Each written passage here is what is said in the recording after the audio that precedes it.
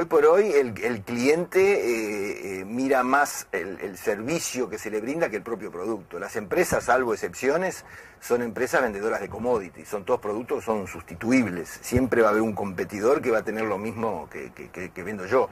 Entonces, la oportunidad que se encuentra en las herramientas de la administración de la cadena, en las herramientas de la logística, es justamente lo que decía recién, darle un mejor servicio al cliente. El cliente se va a mirar cómo lo atendemos, más allá de qué es lo que le entregamos.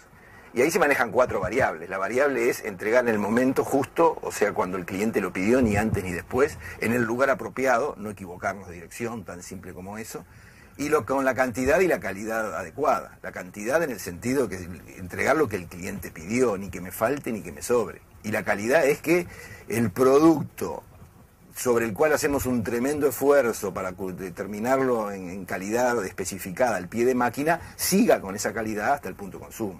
Y además, como si fuera poco, que llegue con la documentación apropiada.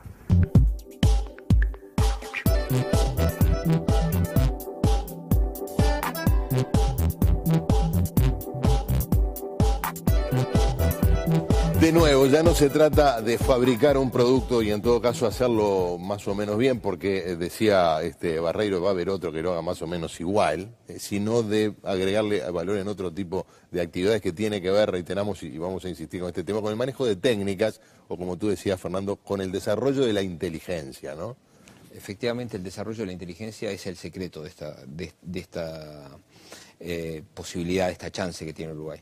Es bastante interesante, y esto es casi un mensaje para todos los uruguayos.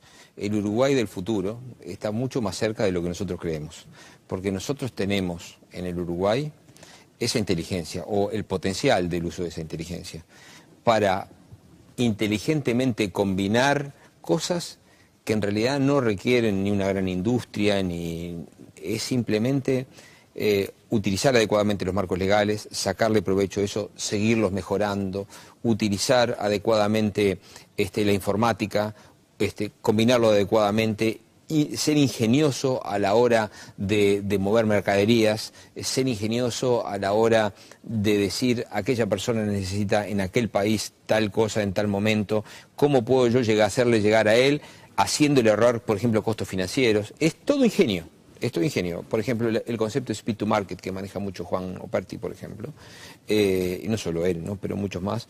El decirle, por ejemplo, a un productor chino, yo puedo poner sus productos en Uruguay, entonces cuando usted le vende a su cliente en Argentina, de Uruguay a Argentina lo tiene enseguida, punto. ¿Qué ventaja, dice el productor chino, tengo yo por tener mis productos en Uruguay? Y la ventaja que tiene es que se ahorra los costos financieros de importación, porque en Uruguay está en una especie de estadio intermedio en el cual ya puse el producto cerca del lugar de destino, pero no gasté en importar, ¿verdad? Y eso es inteligencia, es una aplicación concreta. Hay otro que dice, yo quiero tener computadoras en Brasil y en Argentina, yo soy el mismo productor, pero el enchufe es distinto. Entonces quiero guardar en Uruguay, primero porque no pagué el costo de importación, pero además ahí la gente me va a combinar la computadora con el tipo de enchufe, el tipo de cable, etcétera, etcétera. A minutos del mercado de destino. A minutos del mercado de destino. Y ese tipo de inteligencia es exactamente el provecho que tiene que sacarle el Uruguay, porque tiene el marco legal adecuado. Ahí tenemos otro elemento que nos hace, bueno, tú decías que el futuro no está tan lejos, sí, si hacemos las cosas adecuadas, pero todavía a veces parece que prevalece en la sociedad uruguaya la visión de que los países ricos son los que tienen petróleo. Bueno, antes era el oro, ¿no? Todavía podíamos hablar del oro, en una época fue el carbón, y Uruguay, bueno, lo que tiene es algunas vacas, ovejas y un poco de turismo, ¿no? Bueno, creo que eso cambió un poco con la visualización de la riqueza que aporta la informática, por ejemplo. Sí. Pero tú planteás el desarrollo de la inteligencia. Y la verdad que más burros que los demás no somos por lo menos, tenemos un coeficiente equiparable al de cualquier país del mundo. ¿Qué es lo que hay que hacer para desarrollar la inteligencia y utilizarla de una manera que se inserte con las demandas que plantea la economía mundial? En lo más básico, ¿no? Hay que democratizar las tecnologías. Para decir algo, simplemente saber que estamos sembrando en los más jóvenes un potencial para el futuro, que les permita a ellos acceder a un mundo de intercambio de ideas de inteligencia. Educación, por ejemplo, informática, el Plan Ceibal, por ejemplo. Plan Ceibal, justamente, hacía esa referencia. Esta no es una apuesta al Uruguay de hoy, es una apuesta a largo plazo. Aquí hemos dado el acceso a una cantidad, digo, el Uruguay ha dado acceso, no estoy hablando del gobierno porque yo no estoy más en el gobierno, pero el Uruguay ha dado acceso a una herramienta que dentro de unos años va a contribuir al desarrollo inteligente a una cantidad de gente que de pronto no lo hubiera tenido. Esa es una oportunidad, ese es un elemento. El segundo es estar atentos, ¿no?, a las cosas que están pasando en la región. Porque nosotros en algunas cosas tenemos ya una ventaja. Tenemos ventajas en el marco legal, ley de puertos, ley de zonas francas, etcétera. Pero esas ventajas son siempre empatables, ¿verdad? Sobre todo por aquellos quienes tienen la masa crítica, que son Brasil y Argentina. Brasil y Argentina tienen conductas ombliguistas en el sentido de que ellos miran a sus problemas y miran para adentro y se comportan en muchas cosas como si fueran islas, ¿verdad? Nosotros somos muy ilusos cuando a la hora de pensar, muchos uruguayos piensan que para hablar de un puerto de aguas profundas hay que primero negociar con Brasil y Argentina. Ellos ya están con sus temas, ya están pensando en ellos, en sus puertos de aguas profundas. Nosotros tenemos que generar los hechos para que digan, uy, esto es una oportunidad para nosotros. Nosotros tenemos que ser económicamente convenientes. Es decir, nosotros tenemos que ir 3, 4, 5 pasos más adelante para que realmente nos ubiquemos en el mapa. Sí, a veces se plantea, por esto que tú decís, ¿no? Recuerdo cuando la discusión, la crisis o el conflicto con Argentina por la planta de celulosa, una de las visiones que había era que tanto Argentina como Brasil también dijeron, pero ¿cómo es esto? ¿Uruguay ahora va a competir con nosotros en fabricación de celulosa? Y nada menos que con una planta más moderna que las nuestras. Eso fue algo que se dijo. ¿Había algo? ¿Puede ser que haya algo de eso? No sé si en ese caso, pero en general, en este tipo de competencias de un país como Uruguay en la región? Yo creo que hubo una lógica, si uno mira la historia, una lógica de nuestros grandes vecinos, ¿no?, bastante natural. La verdad que es feo decirlo como subimperios, ¿verdad? Sí. Pero es casi inconsciente esa lógica, ¿no? Una lógica de tenemos que llevarnos bien con nuestros pequeños vecinos, ¿no? Porque de alguna manera son nuestros hinterland. Entonces, cuando un país como el nuestro empieza a tomar roles que van más allá de eso y empieza a sacudirse, no es que haya una mala intención en estos países, es una conducta bastante natural del grande, ¿no? Sí. Del hermano grande, que de repente el hermano chico es parte de su barra, ¿no? Pero cuando el hermano chico se dispara, el hermano grande abre los ojos, ¿verdad?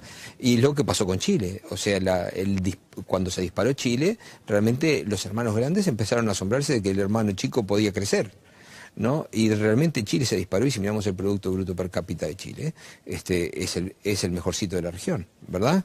Y el de Uruguay fue por momentos, siempre depende del valor del dólar, depende de un montón de cosas, ¿no? Y de cómo se mide la población, etcétera, y además es muy dispar dentro de Argentina y Brasil el Producto Bruto, así que no es un buen elemento para medir, pero en realidad esa disparada del hermano chico es algo que a veces llama la atención y puede generar en los sectores tal vez más conservadores, más de mentalidad antigua, más de que han perdido de que el mundo es un mundo global, la preocupación. En realidad el mundo está mucho más interconectado, es natural que todos se conecten con todos, es natural que los hermanos chicos se disparen, ¿verdad?, como se disparó Nueva Zelanda y Australia, como se han disparado muchos Tiene un océano de por medio, eso en algún sentido... Bueno, pero hay un poquito de agua, pero no están tan lejanos, pero en definitiva también de pronto Noruega aprovechó adecuadamente la industria petrolera y se disparó de Escandinavia cuando en realidad era el hermanito pobre, ¿no? Pero de Finlandia también, ¿no? Finlandia es otro ejemplo. O Irlanda.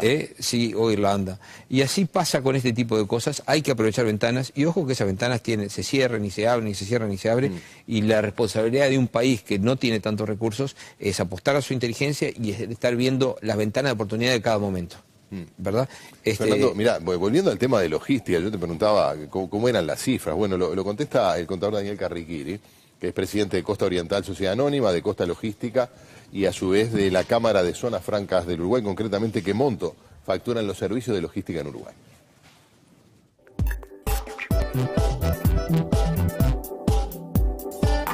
Cuando un inversor está analizando cuál es la mejor alternativa de ubicación de un centro de distribución logístico, para desarrollo propio o porque lo va a tercerizar en operadores logísticos locales, es fundamental las normas legales.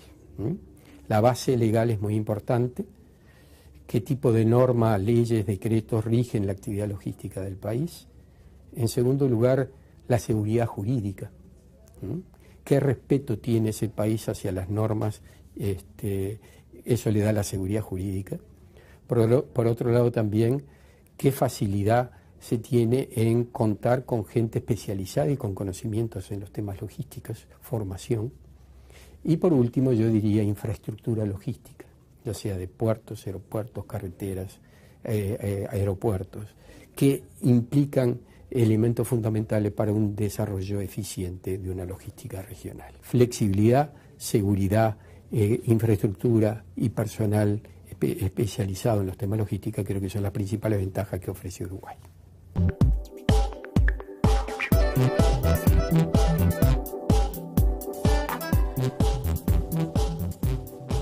Más adelante va a venir Carriquiri con los montos de facturación de los servicios logísticos. Me equivoqué, venía un par de tapes antes, pero este más referido a ese marco al que tú hacías referencia y que tiene que ver con cosas muchas veces intangibles. En el mundo se dice, no, Uruguay es un país donde hay seguridad jurídica. Uruguay es un país donde, por lo menos en términos comparativos, hay menos corrupción que en el resto del continente. En fin, se trabaja de una manera relativamente seria. Y eso, quizás sea un poco ingenuo decirlo, pero de vuelta, no es que dependemos de una gran masa de capital o de riquezas naturales, es bastante más costeable lo que hay que hacer para poder tener ese marco de referencia o ese marco jurídico. Por un lado la capacitación, el cultivo de la inteligencia y por otro lado este tipo de elementos que decía Carriquiri, ¿no? Creo que es una cosecha de la historia, ¿no? Eso de que Uruguay sea más estable, sea más transparente, sea más seguro, es la cosecha de una historia del país.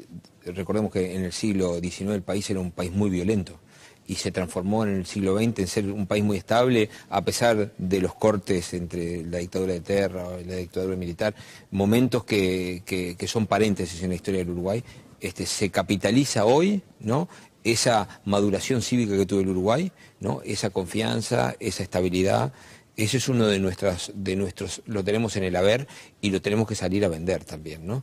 Porque hay cosas que a los uruguayos nos parecen que son tan obvias, ¿no? Y cuando uno anda por el mundo, uno se da cuenta que no está en la cabeza de todas las personas del mundo, incluso de países desarrollados, esa sensación de cultura cívica que tenemos acá. Y eso que nos quejamos de los políticos, y nos quejamos de mil cosas, pero basta andar por el mundo para saber que en ese aspecto los uruguayos somos mucho más civilizados que casi todo el resto del mundo. Y cómo, además, y dentro de la pequeñez relativa del país, que más que pequeños somos pocos, ¿no? Sí. ¿Cómo se reconoce al Uruguay por ese tipo de valores? Sí, esos son valores, por eso siempre no me canso de repetir que en realidad, si somos muy inteligentes en el manejo de muchas cosas, el Uruguay tiene la posibilidad de despegarse, pero despegarse con distancia de la región, realmente con distancia. Incluso yo diría que en algunas cosas tenemos mejores condiciones que Chile. Por ejemplo, ya la ubicación geográfica del Uruguay, sí, claro, permite un desarrollo para la logística, pero también la forma geográfica del Uruguay, la accesibilidad, ¿verdad? Es mucho más fácil llegar en Uruguay con instalación de telecomunicaciones, de agua, de facilitación de una cantidad de cosas. Realmente es mucho más fácil llegar que en Chile, donde los esfuerzos son mucho más grandes para llevar adelante esto. Nosotros tenemos una homogeneidad mayor en la sociedad uruguaya que la chilena, ¿no? Y hay muchos aspectos en los cuales tenemos ventaja. Sin embargo, los chilenos, en la arquitectura del proceso de Estado, justamente uno de nuestros déficits, nos han sacado una ventaja bastante importante. Y nosotros mismos nos oponemos o nos resistimos a esos cambios. Y acá creo que hay un concepto político. Esa es una ventaja. La otra ventaja probablemente sea también el sistema educativo, ¿no? La reforma del sistema educativo, que le está dando, a pesar de algunos temores que había, que pudiera consagrar nuevas formas de exclusión, sí, sin embargo le está dando buenos resultados. Creo que sí, creo que sí. Creo que acá de todas maneras hay una cuestión que pasa por la cabeza de los políticos y que tenemos que tener en cuenta, es que más que el Uruguay ser un país donde al gobernar se media entre las corporaciones, que es una tentación a la cual puede caer un gobernante, el Uruguay tiene que pintar su utopía y decir, independientemente de las presiones de las corporaciones, yo voy a tomar este camino dentro de lo que fuera posible, y algunas corporaciones estarán alineadas y otras no lo estarán. No se puede consensuar una ruta, una hoja de ruta. Una hoja de ruta se puede acordar, explicar, tratar de acomodar el cuerpo, tratar de llevarla, pero cuando el objetivo tiene que estar claro. Y acá estoy hablando de un objetivo de cuál es el mapa productivo del Uruguay, inserto en un mapa productivo de la región, porque si nosotros queremos vender servicios, nosotros tenemos que mirarnos a nosotros, que somos pequeños, y mirar la región, cómo se inserta nuestro mapa productivo, cómo es nuestra conectividad del Uruguay con el resto de la región, para poder servir al mapa productivo del Uruguay, para poder servir al país productivo, donde, y atención, y esto me parece que es muy importante, justamente los servicios son parte del país productivo, porque el país productivo no son chimeneas, ¿no? Porque recordemos que ya desde los 80 para adelante, aquellos países que han sido productores de servicios son los países que metieron esos servicios o las altas tecnologías en su mundo productivo, son los países que lograron mejorar la calidad de vida de su gente más allá de los otros países clásicos industriales, ¿verdad? Entonces, cuando hablamos de país productivo, estamos metiendo todas esas cosas adentro. Y si no las estamos metiendo, entonces estamos hipotecando el objetivo final que tenemos, que es mejorar la calidad de vida de los uruguayos. Y yo asumo, mi hipótesis de trabajo es que todos los partidos políticos tienen por objetivo mejorar la calidad de vida de los uruguayos, ¿no?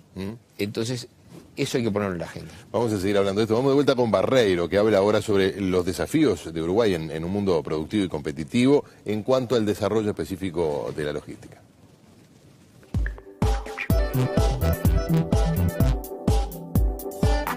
Evidentemente, en un mundo globalizado, en un mundo donde el comercio se hace entre más que ya entre países, entre regiones, el transporte de mercadería es fundamental. Y si vamos a la definición original, en la cual, repito, llevar los materiales de los puntos de abastecimiento a los puntos de consumo de la forma más eficiente posible, eficaz y eficiente posible, sin duda es el gran desafío.